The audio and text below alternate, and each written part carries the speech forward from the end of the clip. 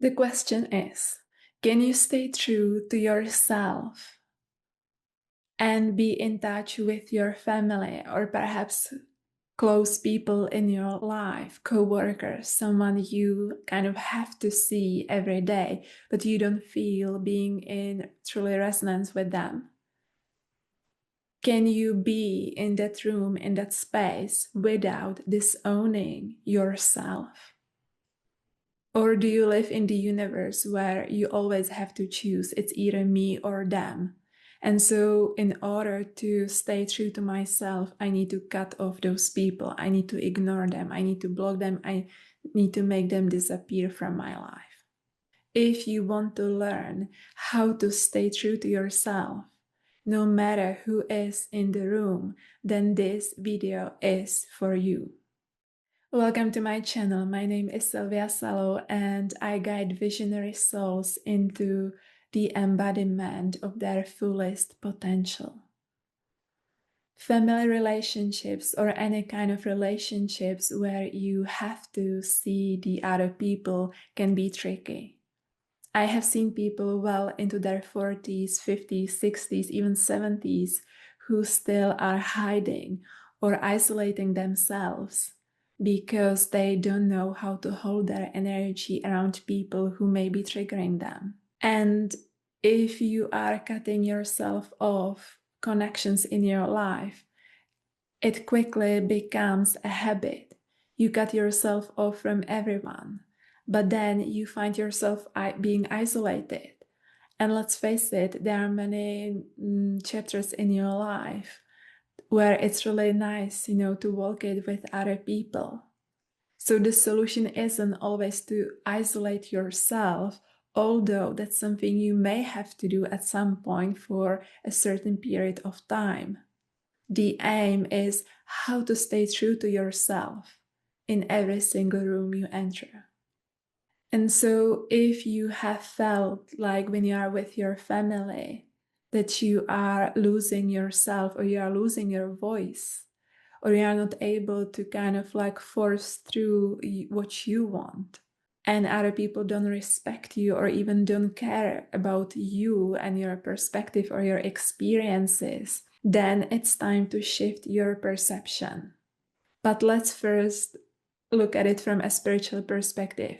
If you are tied to someone, like inside of a family situation, or perhaps it's in your workplace, and you don't want to necessarily go and change your job, but you still have to deal with your co-workers, then there is always a higher meaning. And the meaning, let's use the family as an example, is that those people are supposed to teach you how to stay in your sovereignty and in your power, no matter who is in the room.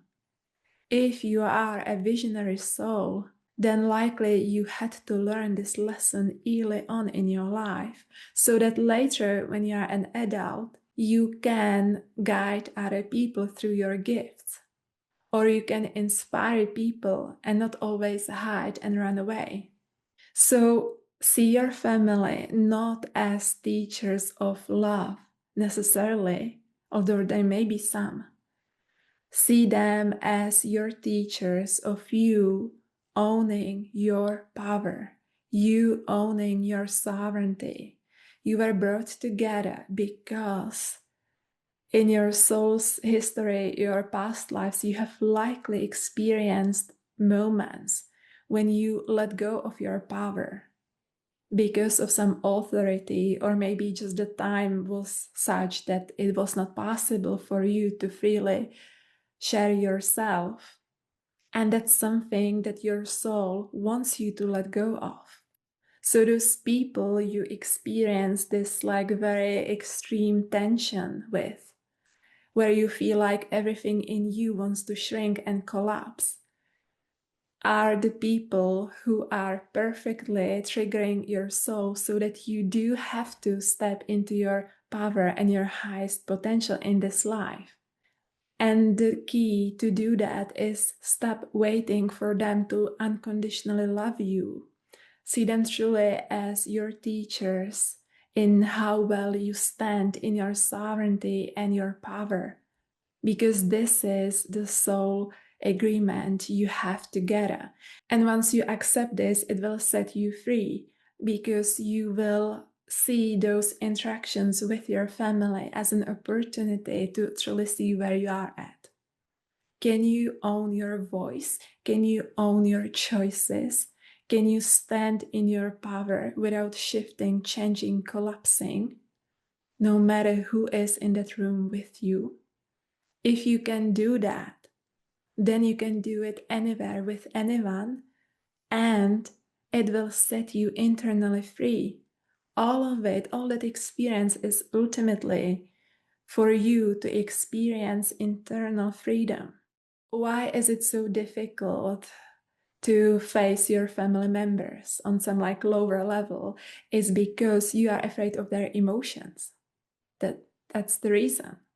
Likely, I really do hope they are not like threatening you otherwise, especially now as an adult, but it's their perhaps negative emotions. And so there is that part of you which is afraid of that toxic negativity. Perhaps you had some family member who would be always depressed or sad, or they had something going on, or their emotions were just very overwhelming, very intense, overpowering. And so your nervous system had been kind of fired up, not in a good way, since you were a child. Like you are very sensitive, attuned to that form of emotion, that form of energy.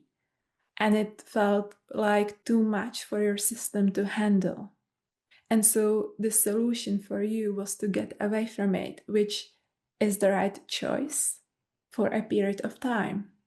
To work with your nervous system, to work with your inner child, so that your nervous system and your inner child then don't react to that type of emotion or energy. So what you are basically learning is freeing yourself from a certain type of emotional energy, which is, yes, linked to your past lives, but it's a different topic. If you learn to regulate your own emotions and stand in that emotional sovereignty, where the emotions of other people don't override your inner emotional experience, and you continue receiving the guidance from your soul, then you know that you have stepped into your power, and then you don't have to cut off people. You don't need to isolate yourself.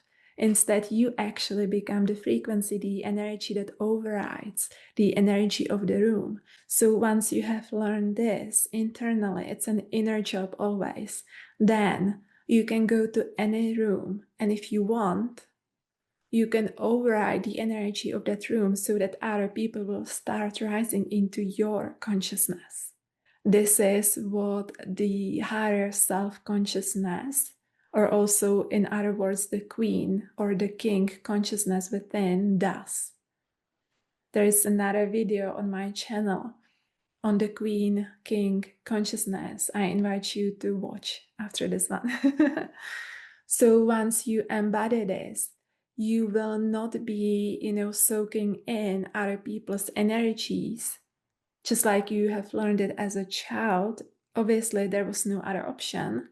You will begin to emanate energy. You will be the source of the energy you want to see, you want to feel. And people will feel it, and it will start elevating them.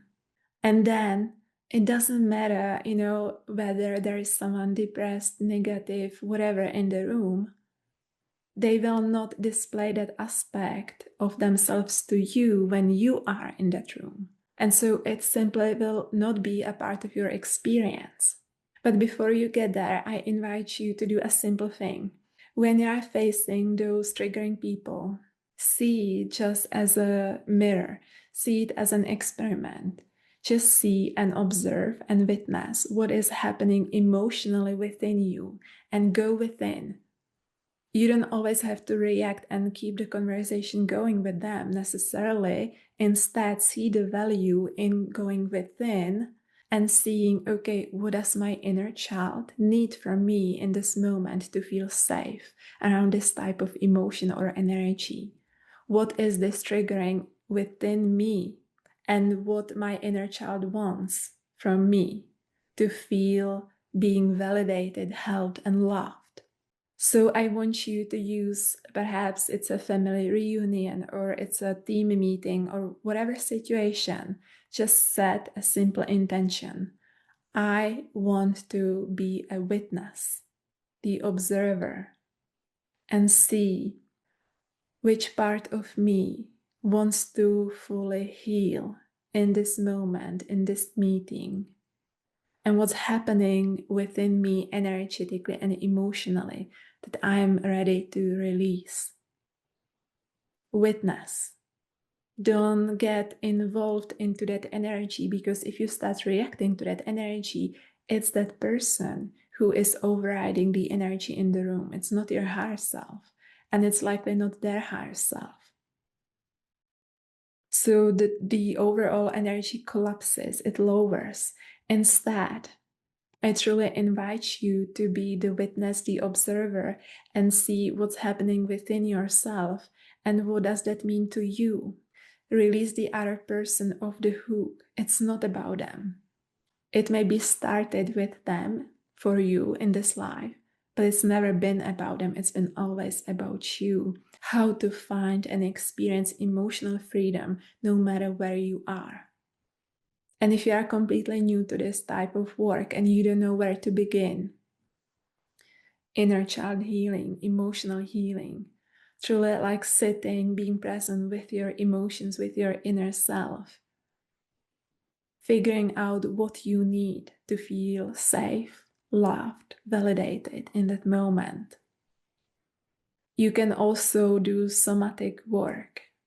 You can also use journaling. There are many methods to deal with it, but it is your task, because you cannot realistically cut off every single person always, because then your life becomes very small, very limited. There would be many rooms that your soul is inviting you to speak to, but your inner child will be shrinking from it, will feel like, I cannot, I don't feel comfortable, I simply cannot. And then you create that prison within yourself, you collapse your universe. And it was never the intention. The intention was to understand that you are limitless. And everything is for you here, to be taken, to be embodied, to be experienced.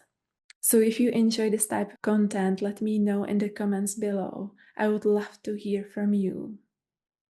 And also let me know if this resonated, and if you want someone to hold a space for you as you are releasing these things that trigger you emotionally, then you can also go to my website and check private sessions with me.